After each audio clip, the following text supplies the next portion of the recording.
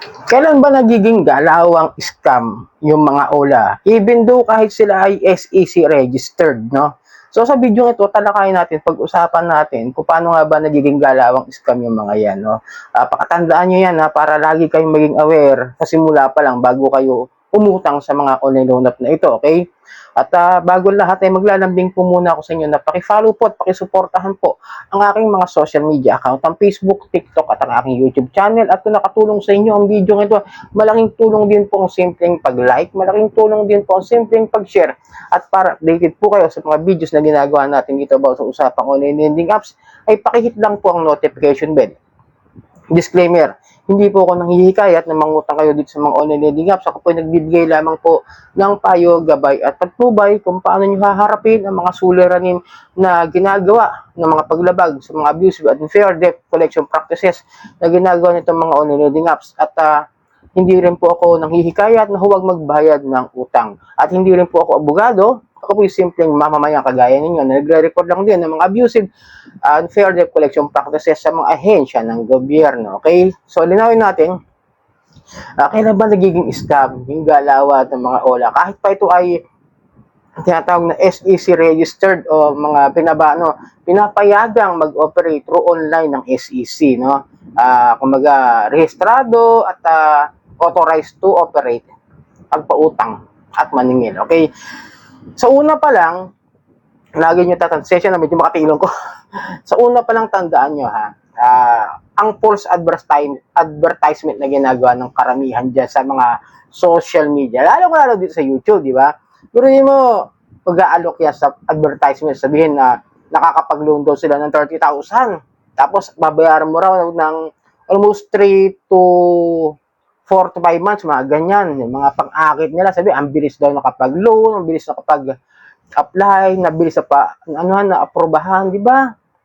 Tapos pagdating sa'yo, pag ikaw na yung mangungutang, ang dami ng processing fee, ang dami ng miscellaneous fee, ang dami ng hidden charges. Yung 3,000 mo, naging 1,500 na lang. Dahil sumasang-ayon ka doon sa usapan na ibabawas ito para doon sa uutangin mo. Pagkatapos, hindi naman pala totoo aabot ng isang buwan yung utang na hihiramin natin, kundi kailan nangyayari? 7 days. Kadalasan pa nga, hindi na nga 7 days umaabot ang due date, nandiyan na yung 5 days ang aharas na. Di po ba? Anong ibig sabihin nun, di ba? Galawang scam na po yun. Even though napakaraming SEC registered lang, no, sa SEC na ganyan ang ginagawa. Even though kahit napakaraming complaint, nakikita ko, no, ang dami pa dyan din.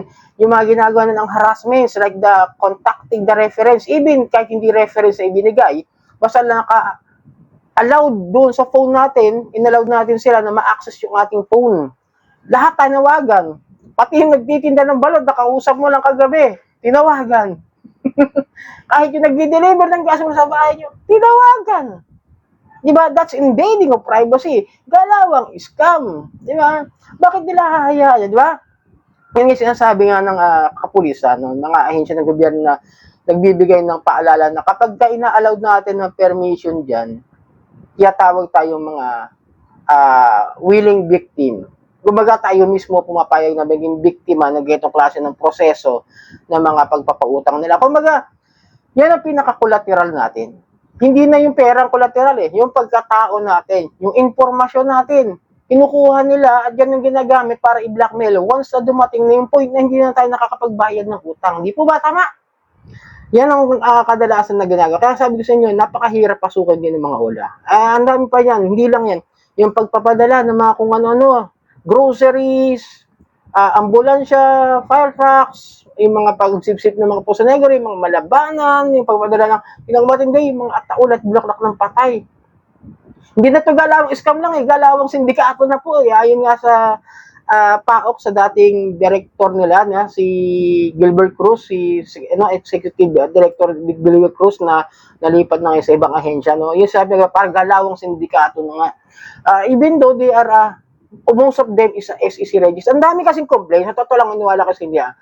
Ang dami ko na rin nakitang mga OLA na nagalawang scam na SEC registered. Tapos ngayon, dahil sa dami ng complaint, kaso susunod na video gagawin natin yung mga nagpalit ng pangalan na pinayagan ng SEC dahil sa sobrang dami ng reklamo sa kanila. Totoo lang, nakita ko, inisa-isa ko lahat yung mga OLA na yun. May ilang taon na nakalipas na raid yan, nakasuhan, ilang beses na revoke, ilang beses na reklamo sa korte, ginawa, nawala sa Play Store, nagpalit ng pangalan, pati yung lending company, pinalitan na rin nila. Ganun yung ginagawa, di ba? So, bakit nagpapalit ng pangalan dahil sa dami na reklamo? Dahil sa dami ng galawang scam nila. Hindi ko sasabing, hindi ko sisiraan, ha? Sinasabi ko lang, naggalawan nila is hindi tama. They are they are legal operating, pero illegal yung sistema. Diba? Yung panlilin lang pa lang, dun pa lang, alam na eh.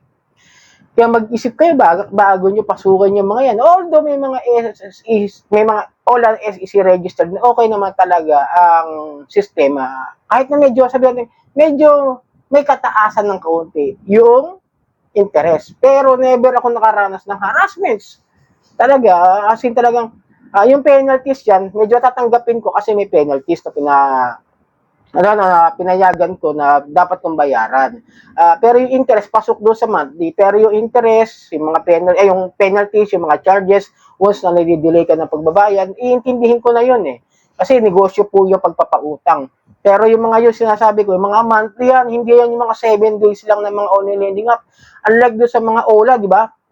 Ang usapan sa bagong regulasyon, sa memo ng SEC, 12% per month. Hanggang ngayon, namamayagpag, 7 days. Di ba? Baon na sa utang yung tao, 7 days. Kahit nga 15 days, ang hirap na makautang ngayon, totoo lang. Yung 15 days ngayon, hirap na makahanap ng mga OLA na ganyan. Tapos, ngayon, ang hirap na rin mag-apply. Ang hirap na rin mag-reloan. Napapansin nyo ba, no? Although meron dyan mga lehitimo, pero napakahirap na rin applyan. Kasi nga, sobrang higpit na rin dahil nga sa sobrang amin naman natin hindi na tayo nakakapagbayad ng utang dito sa mga SEC register tapos CIC accredited pa. Dahil nga sa 7 days na umiiral na yan, dahil nga nababaon ng husto yung tao sa 7 days, tapos pag nataranta, dahil naras 5 days before, dahil sa kanila naggalawang scam, ayun, di na nabayaran, nagka-record na sa CIC, sa Credit Information Corporation, di ba? Nakakalungkot ng isipin, nabaon sa utang, di nabayaran dahil sa ginipit. Pagkagipit, galawang scam na yung ginagawa nila, nagipit, hinaras, may mag-o-offer na kamag-anak ng OLA. Di ba? Di ba? Mag-isip ko, scam na kagad yun eh. Kasi, hinaras mo ako, tapos may mag-o-offer sa akin, iba? Saan galing yan? Hindi ko kayo pinayagan na, excuse me, hindi nyo naman inauthorize yung OLA na ipamigay yung number ninyo. Tanging doon lang sa isang OLA na yan kayo nag-apply. Example mo, nag-apply kayo sa isang OLA na hindi nyo alam yung mga sister company pala o same generating system sila. Example mo, si DJ Buhay. No? Nag-welcome kami doon, kay DJ doon. Nagulat ka bilang nag-overdue ka. Si Biblo nag-alok. Yung pala mag-anak na hindi nalalaman. Kasi magkaiba lending company pero magkadugo pala. Kumbaga, mag-sister company pala sila in the reality. Di ba? Ganun po. Sana mag-intindihan nyo na iwas-iwasan yung mga ganyang klase ng mga galawan ng mga OLA. Illegal po at maaari nyo po ireklamo yan sa mga ahensya ng gobyerno like the SEC, the PNP, the NBI at even na lalo na sa PAOK po. So sana nakatulong ang video nito.